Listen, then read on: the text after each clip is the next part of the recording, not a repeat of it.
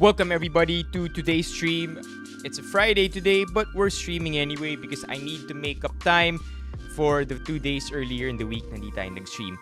Anyway, sari-sari stream tayo ngayon. We're gonna be talking about a variety of different things, beginning with some memes and then this TikTok that I saw, which Reddit reacted to. It's about a Chinese man talking about the Philippines in a way that I thought is worth the discussion. We're gonna learn a thing or two there, and maybe other more memes after that. Let's see.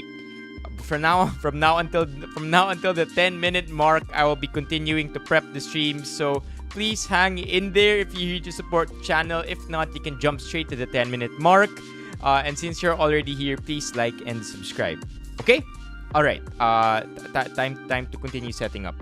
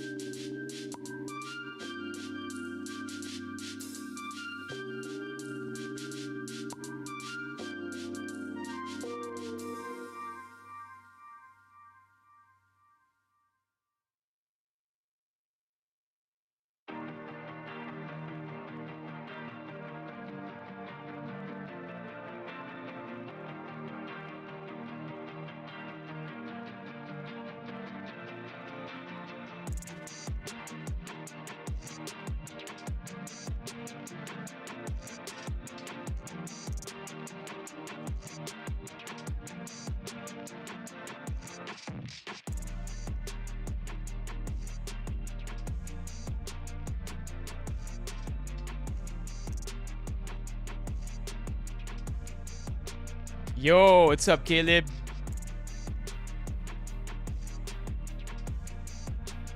Really nice to see you, Caleb.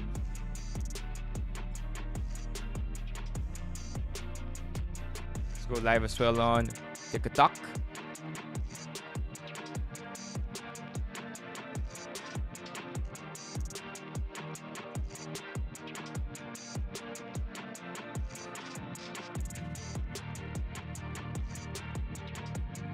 Good so far. Productive, actually. How about you? Hey, Ron Skidoo. Nice to see you as always.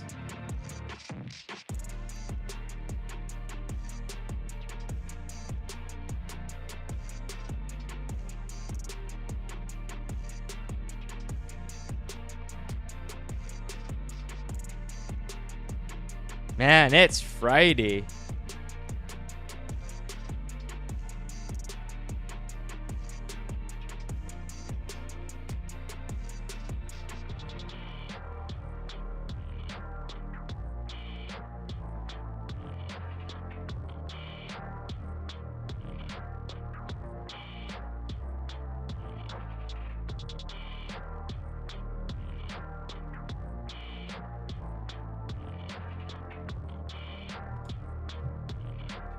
Yo, Ignatius.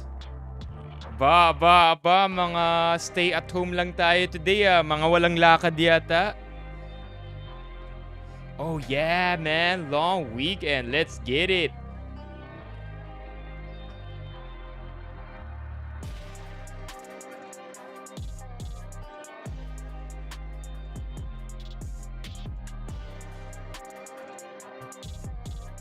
Jax, long time no see.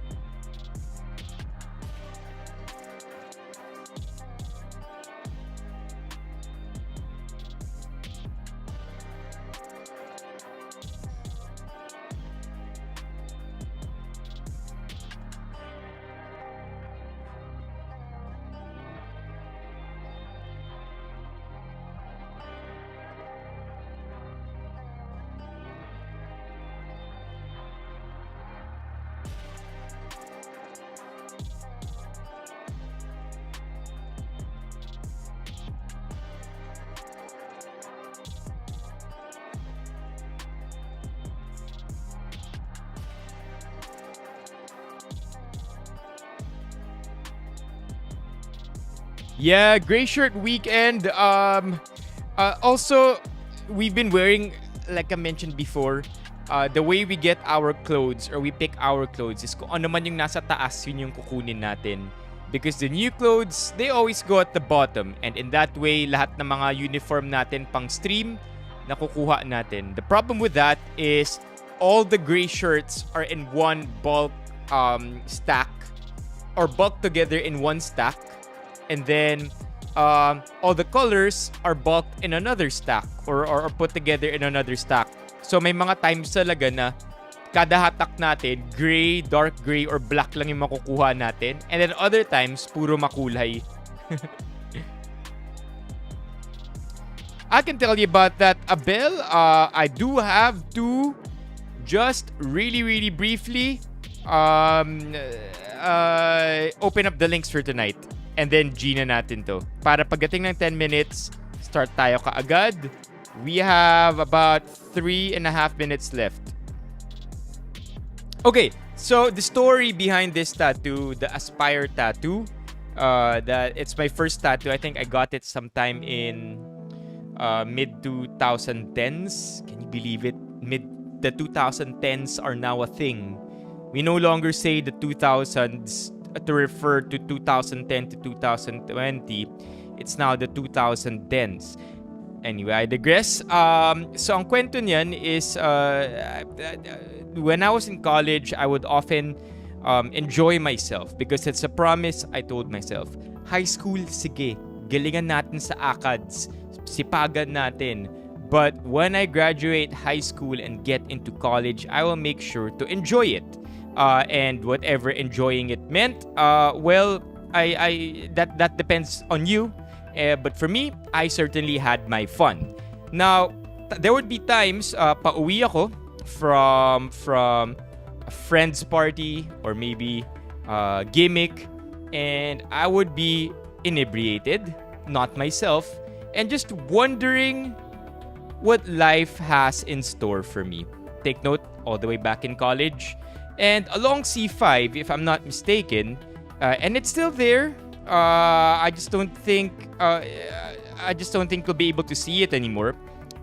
Along C5, mayroon kayong makikita. Pauwi to gabi. Again, not myself, and I'm just thinking about life. No answers, except at times when I would look into the sky along Libis, meron akong makikitang Aspire Tower. Now, the Aspire Tower all the way back then had in neon lights in the middle of the night sky, all bold, nakalagay Aspire.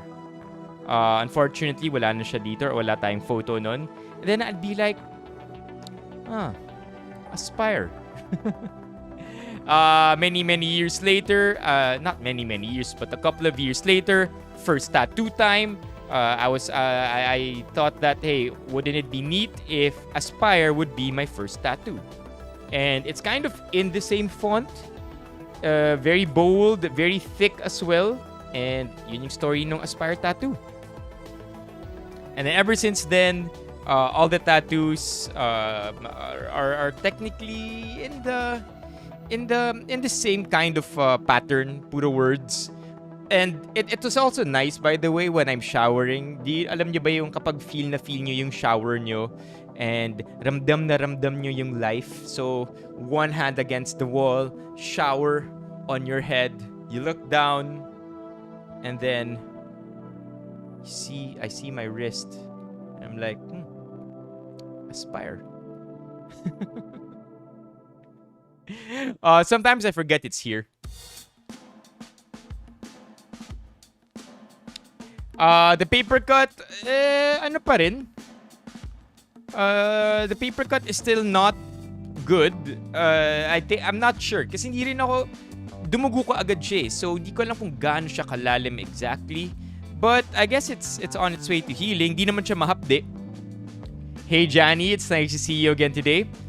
If given the chance, sabi ni Ignatius, Gika ba tats from Apawang Od?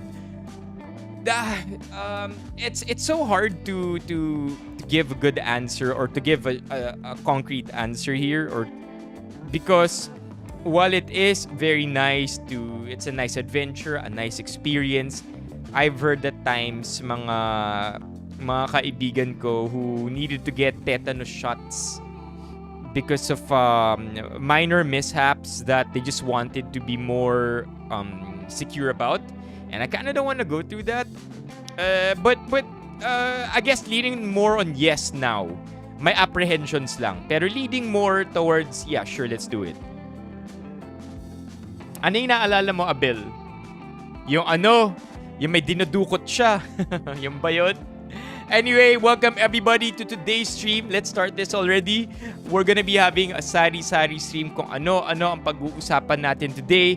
I gathered up some interesting topics. Well, the main topic for today is a TikTok video. But before that, I want to start you guys off with a nice meme. This one, I thought this was pretty cool and clever. This one is an ad from Waterworld in Iloilo. So, they posted this on Facebook, and basically, ang sabi nila, tap this photo kung nagmahal ka na. Alright? So, classic. You know how you're made to tap it, and then when the photo blows up, lalabas yung buong image or kung ano yung nakalagay talaga. So, when you do tap this photo, shout out Waterworld Iloilo. You guys are brilliant for this. When you do tap it, kung nagmahal ka na, ang lalabas, eto.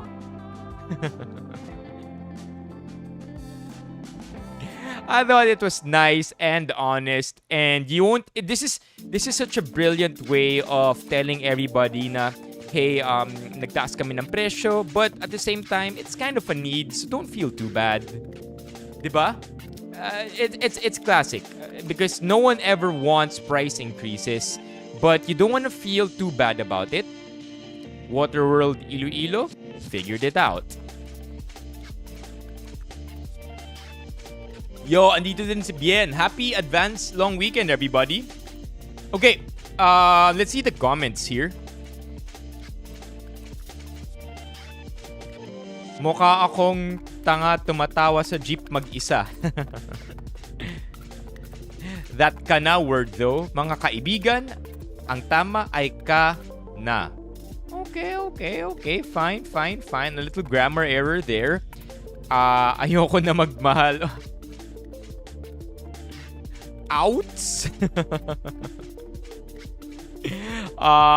Buisit. The hehe is what makes it Mao.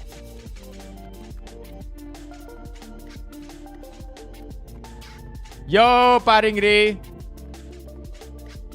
I think there's an ethical way to approach this, Abel. There's a proper, sustainable way of upkeeping aquariums and zoos. So, hopefully, kung ano man yung practices ng Waterworld Iloilo, sinusundan nila ng tama o makatarungan yung ginagawa nila. But yeah, most of the time though, whenever we have zoos, if I'm not mistaken, bigger purpose nila, apart from attraction, is of course awareness of animals, raising awareness of their conservation status as well. Speaking of conservation status, some zoos participate in breeding programs, which is also good. But yes, hopefully, we support those zoos and aquariums na very much into that. Sustainable zooing. Sustainable zookeeping. Alright, next one. This one is also another meme for you. Nakita ko lang din to. No caption here really, other than, alam niyo yung smiling na may luha? Yun, yung ganun. Ito yung meme.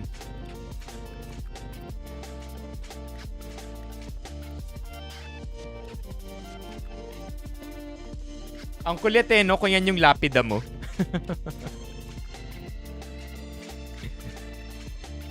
Di pa nade-dead, so coming soon pa siya. I wonder how they're gonna erase this kapag na-deads na. Hi daw, Kuya Ray, sabi ni Master.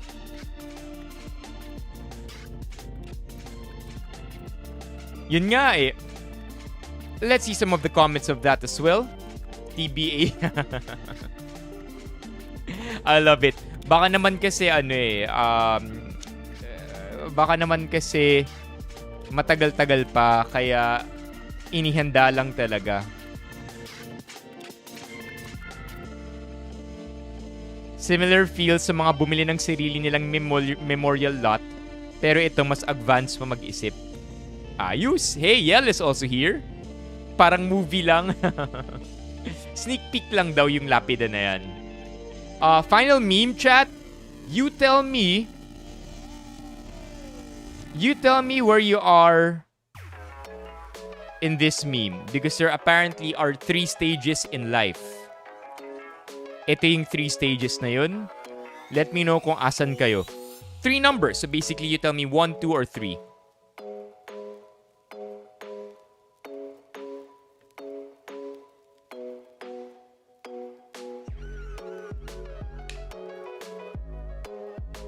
So 3 stages of life. We have birth, what the fuck is this, and then death. A lot of people will say that because we're neither dead nor alive, we're gonna just say we're at number 2. But apparently some people feel like they're already at number 3. Tulad na lang ng sinabi ni Abel and ni Ron na 3 daw at 2.5. O diba? But yeah, I resonate with this joke so much because of just how you keep on thinking that people are figuring things out, and with that, an impression that someday they will. The funny thing is, we kind of never figure out what life is, right? I every time nagre-refer ako sa kabataan natin, I keep on saying na ganito tayo because we were trying to find our place in the world, figuring things out. But every year after that seems to be the same thing. Just always trying to find your place in the world and knowing what your real purpose is. And I'd like to think that even as you grow old, it's a what the fuck is this moment for everybody every day. 2.90, malapit na si Yel. All right, let's go ahead and talk about our main topic for tonight. It was sadly locked by the moderator of RPH just because of how people couldn't help but drop racist slurs in the thread. Now, chat, I want to intro this video with that because I want this to be a learning experience for us. I want to also let you know that the comment by this TikTok on this TikTok video is not pro Philippines, and it's not exactly very nice, but also at the same time there's something to learn because the content itself is pretty aimless. You'll know more about that as you watch the video and read the comments. So this guy is replying to a comment that says, "I'm sorry, but China isn't peaceful. They are constantly threatening taking over Southeast Asian countries like the Philippines." So we all know the drama. China is trespassing pagdating sa West Philippine Sea, and this Chinese man is about to defend that. Let's watch and let's learn.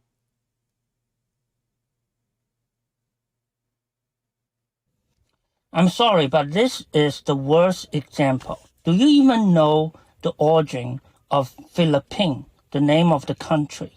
King Philips. If you are an Asian country, would you change your country's name to be a European king peacefully? Why is not the Emperor of China's name? Guess what? China is a little bit more peaceful despite the proximity. Do you ever wonder why Filipinos' last name is Spanish? If you are an Asian, would you peacefully change your last name to be Spanish? Why it's not Chinese? Guess what? Because China is a little bit more peaceful. Do you even know how many Filipino was killed by American army in Philippines? If it's not 2 million, it's maybe 5 million.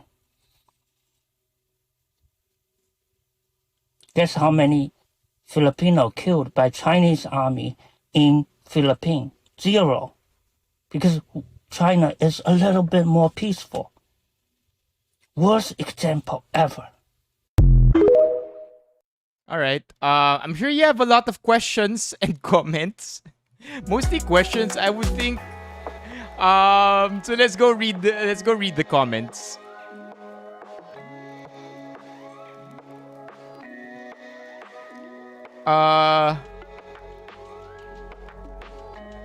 Yeah, F those European artificial islands turned in military bases few miles away from the Philippines. I think this is medyo sarcastic. I think this guy's obviously referring to the Chinese artificial islands na naging military bases ng China miles away from the Philippines. Okay, here. This is basically what I'm thinking about, chat. It's one of those cases where he's saying a lot but it doesn't really mean anything. Either that or bobo lang ako pero di ko get what point he's trying to make. Same. As I was watching this video, I could hear it in his tone na talagang dinedefend niya yung sarili niya sa comment. But all this time, I'm like, So you're saying that China is less violent because we didn't change our names because we changed our names into Spanish names and that's because the Westerners are more violent. Okay, that makes somewhat of a sense. And then napunta sa Americans na maraming Filipinos ang namatay, maraming Filipino casualties dahil sa American wars or sa wars on the Philippines. 2 million or 5 million. And then you're like, I guess it still makes a little sense, but what's your point? That's why the comments are pretty interesting here. So, eto na nga. He's arguing that China is more peaceful than the West kasi despite being further from the Philippines, it is Spain that colonized the archipelago. Pero unsound yung argument niya because it's anachronistic. Yung basis niya ay events that happened 500 years ago. Anachronistic, chat. I got you. Anachronistic means belonging to a period other than that being portrayed. Meaning to say, even if may sense yung examples niya, sobrang luma na nung examples niya that it cannot be used as a good argument. He's saying Europeans or Westerners violated us, hence the change of names, and China is quote-unquote more peaceful because they didn't do it to us. Very whataboutism if you ask me. Yes, the colonizers did F us up, and now China is trying to expand its empire too. Both can be true. So yeah, actually, if you go modern times and not anachronistically, if that even is a word, present times, it's actually China doing this in the modern day, right? Sila yung nag-e-expand ng empire nila ngayon. Oh, what's up? TikTok. We have 25 TikTok watching the live stream right now. Lipat kayo dito. Live tayo sa YouTube. Si Arflo, andito rin pala sa TikTok. Ang topic today, very, very basic topic of commenting on TikTok. TikToks. What are your comments? Ayan, di ba? Mga random, parang thoughts. I feel like these are thoughts that could have been stewed better in the head bago sabihin kasi may point pero kulang yung point. Alam niyo yun? China ever colonized? That one I don't know. I don't think so. We can ask Google Or maybe we can even ask our friend. Ay, session expired. Was China ever colonized? Yes, China was colonized directly by Britain, Portugal, Russia, and China? I don't know, man. I don't think this is accurate kasi umulit yung China. Many other countries had control over trade in much of China.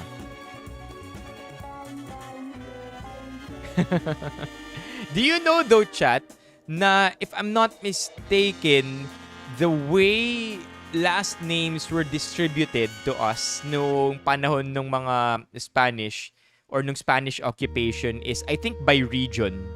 So, A to Z, kung may letter Z man, ganun yung pag-ano sa atin, ganun yung pag-allot ng last name sa atin.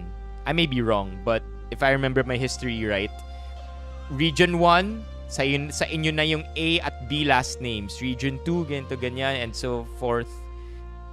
If I'm not mistaken. By region or by tribe. Alright, let's move on to the next topic here. Ooh, this one. Pretty interesting. Lalo na pinanood natin to sa Kumu one time. Do you remember Ginto? Ginto. I don't know the dance. Ginto. Anyway, here. Not my choice of music, according to the caption. But hell yeah. Big respect to sign language translators out there. Solid to. I kinda dig the music though. Thought it was nice. Sana hindi tayo makopyright dito. But here it is. Ginto. And then if you look at the lower left, meron tayong interpreter. Okay, my ears are blasted. I'm sorry. Hinaan ko lang.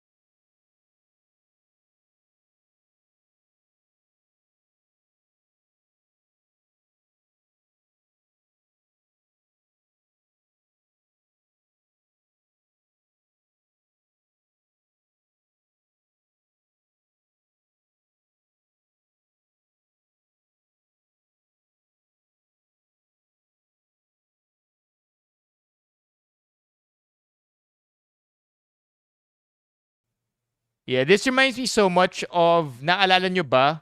Ooh, I think did we get a strike? Wala naman. Akala ko may strike tayo bigla.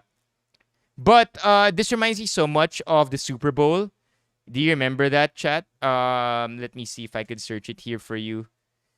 I cannot, because if I search that, I think we will for sure be copyright striked for playing Rihanna's music.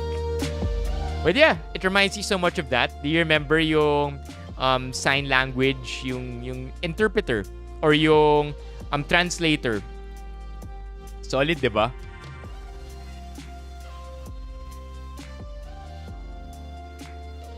Camera crew at the back were definitely having fun as well. What? Ba't di ko napansin yun? Camera crew at the back? Saan yung camera crew at the back? Oh, there. I think here.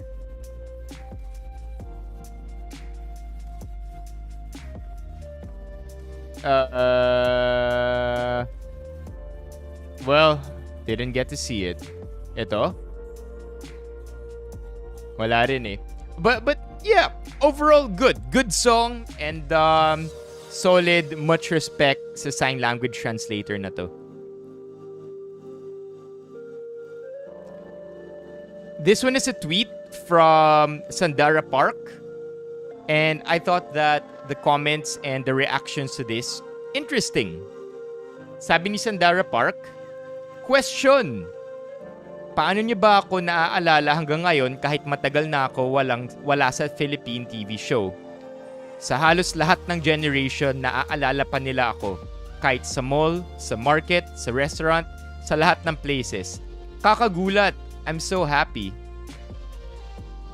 Under normal circumstances, I think if somebody else posted this, it would be a very humble brag. But because we know who Sandara Park is, napaka wholesome ng tweet, it seems. And people received it really, really well. Yun yung itatanong ko sa inyo, chat. Ano yung, paano ba yan sabihin? Krung-krung? Pambansang krung-krung? Paano sabihin yan? Okay, tama ba to? Krung-krung. Is that correct? Or do you say it in another way? Kasi yun din yung caption nito eh. Krung-krung na lang. Hindi ko rin alam. Yeah, correct. Okay. Kasi sabi rin dito sa caption, a question from Pambansang Krung-krung. Bakit nga ba siya natawag na Pambansang Krung-krung? May nabasa daw na quote tweet yung poster na bukod daw kay Rizal, ikaw lang ang kinagisnan naming park sa Pinas. For real though, she's a legend. Kahit ata mga lolo e lola, kilalang kilala pa rin siya. Oh, nung time na nasa Star Circle Quest daw si Sandara Park. Kamukha niya raw kasi yung nasa 2NE1. Pero for real, right? Sandara Park is part of 2NE1, right? Wait, am I even saying it properly? 2NE1? 2NE1? I remember, I think, di ko alam kung paano basahin to sa Kumu. Pinagtawanan niyo ako. So siya nga yun. Okay. Tama rin. 2NE1.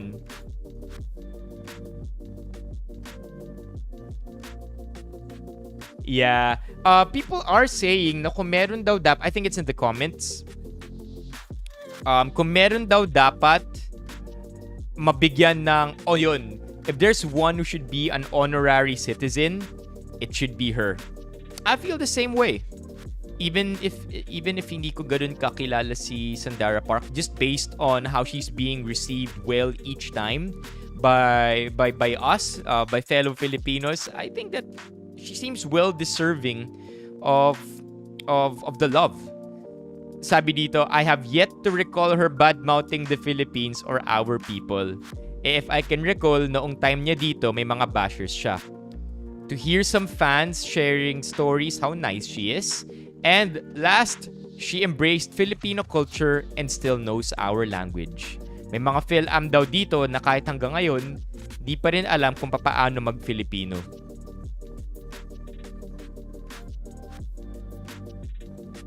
Cool. More Filipino than the American Filipinos. Oh yeah, we talked about this very, very quickly. I remember nung issue ni Vanessa Hudgens bilang Philippine Global Tourism Ambassador. My opinion here was that although she does seem very deserving of the role, si Sandara, I think it would just lead to more questions kapag siya yung ginawa nating Philippine Global Tourism Ambassador. We can stick with Bretman Rock on that one.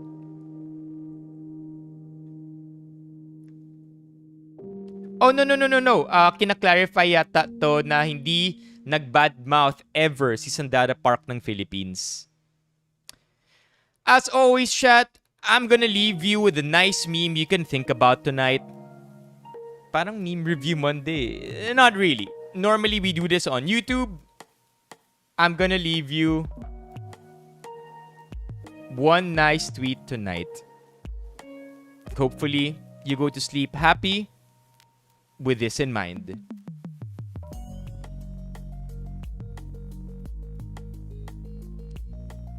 Let's not forget,